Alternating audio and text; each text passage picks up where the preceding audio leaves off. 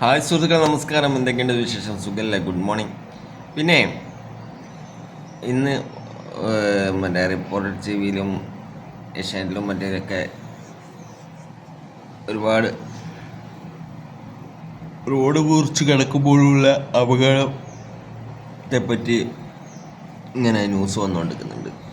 ഈ റോഡ് മുറിച്ച് കിടക്കുന്നതിനെക്കുറിച്ച് വാഹനം ഓട്ടുന്ന ഒരാളെന്ന നിലയിൽ എനിക്ക് പറയാനുള്ള കുറച്ച് കാര്യങ്ങളുണ്ട്. അതായത്, നമ്മളിപ്പോൾ ഒരാൾ റോഡ് മുറിച്ച് കിടക്കാൻ നോക്കുമ്പോൾ നമ്മൾ വണ്ടി ചവിട്ടി കൊടുത്താൽ പിന്നെ ഇവർ ചെയ്യുന്നതെന്ന് വെച്ചാൽ മൊബൈലും ചവിട്ടിൽ വെച്ച് വർത്താനം പറഞ്ഞുകൊണ്ട് മെല്ലെ നടന്നു പോകും. റോഡ് ഓടുന്ന വണ്ടി ചവിട്ടി കൊടുത്താൽ പെട്ടെന്ന് അവർ കടന്ന് പോവുക.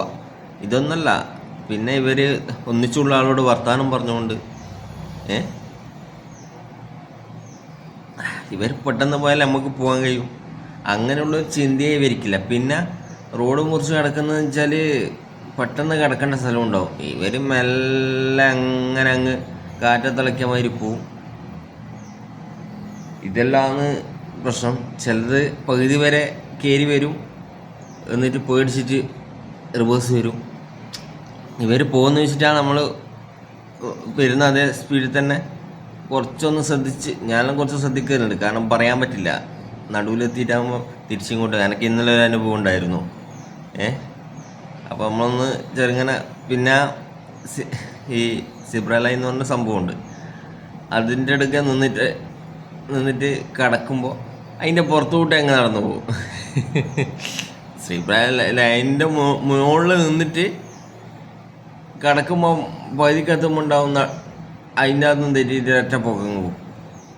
അതൊക്കെ അപകടങ്ങൾ ക്ഷണിച്ചു വരുത്തുന്ന സംഭവമാണ്. അപ്പോൾ റോഡ് മുറിച്ച് കിടക്കുന്നവരും കുറച്ചൊക്കെ ശ്രദ്ധിക്കണം. ഇതിനെപ്പറ്റി റോഡ് മുറിച്ച് കിടക്കാൻ ശ്രമിക്കുന്ന സമയത്ത് വേഗം കടന്നു പോകുക, അല്ലാതെ റോഡിൽ കയറി മൊബൈൽ ഇട്ട് അല്ലെങ്കിൽ റോഡിൽ മറ്റുള്ളവരോട് സംസാരിച്ച് ഇവർക്ക് തോന്നുന്ന പോലെ നടക്കുക.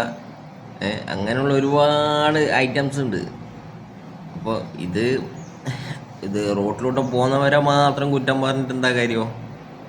വണ്ടി അങ്ങനെ വരുന്ന സ്പീഡിൽ വരുന്നത് നമുക്ക് മുറിച്ച് കിടക്കാൻ കഴിയില്ലെന്നോ ഉറപ്പുണ്ടെങ്കിൽ കിടക്കാണ്ട് പോകണ്ടേ. അല്ലാതെ വണ്ടി സ്പീഡിൽ വന്ന് ഞാനങ്ങ് മെല്ലെ പോവും, ഓൻ ചവിട്ടട്ടെ എന്ന രീതിയിൽ പോയാൽ ഓടുന്ന വണ്ടിയാ. ചിലപ്പോൾ ചവിട്ടിയാൽ ബ്രേക്ക് ഇല്ലെങ്കിലും എന്താ ചെയ്യുക, കൊണ്ടങ്ങ് അടിക്കും. അത് കഴിഞ്ഞിട്ട് വണ്ടിക്കാരനെ കുറ്റം പറഞ്ഞിട്ട് എന്താ കാര്യം? വണ്ടി സീബ്ര ലൈനുള്ള എടുക്കുക, വണ്ടി സ്ലോ ചെയ്യണം. സ്ലോ ചെയ്യണമെങ്കിൽ എല്ലാ റോഡിലും സ്ലോ സിഗ്നൽ എന്നൊരു സംവിധാനമുണ്ട്. അത് വെക്കണം. അത് വെച്ചിനാ ഇല്ല, അങ്ങനെ ഒരു സംവിധാനമൊന്നും എല്ലാ സ്ഥലത്തൊന്നും ഇല്ല. എല്ലാ സ്ഥലത്തും സീബ്ര ലൈൻ ഉണ്ടെങ്കിലും അതിൻ്റെ മുകളിലോട്ട് ആൾ കിടക്കില്ല.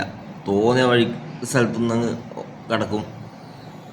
എന്നിട്ട് കൈ കൊണ്ട് കാണിക്കും. കാരണം ആ ലൈൻ ഉള്ളെടുക്കുന്ന തന്നെ വണ്ടിക്കാർ ശരിക്കും സ്ലോ ആകുന്നില്ല. അപ്പോൾ നമ്മളടക്കെ എല്ലാവരും കുറ്റം പറയുമ്പോൾ ഞാനടക്കം അതിൽ പെടും. പിന്നെ നീ വലിയവനാന്നോന്ന് കരുതണ്ട. അപ്പോൾ സീബ്ര ലൈൻ ഉള്ളെടുക്കുന്ന തന്നെ സ്പീഡ് കുറക്കുന്നില്ല, എന്നിട്ട് അതിന് ഇല്ലാതെടുക്കുന്ന ഓർക്കണ്ടേ? കൈ കൊണ്ട് ഇങ്ങനെ ആംഗ്യം കാണിച്ചാൽ. എന്നിട്ട് ഇങ്ങോട്ട് അഹങ്കാരം, എന്താടാ കൈ കാണിക്കുന്നില്ലേ, സ്പീഡ് കുറച്ചുകൂടെ, ചവിട്ടിക്കൂടെ? ടൗണിൽ നിന്നെല്ലാം ഉള്ള അവസ്ഥയാണ്.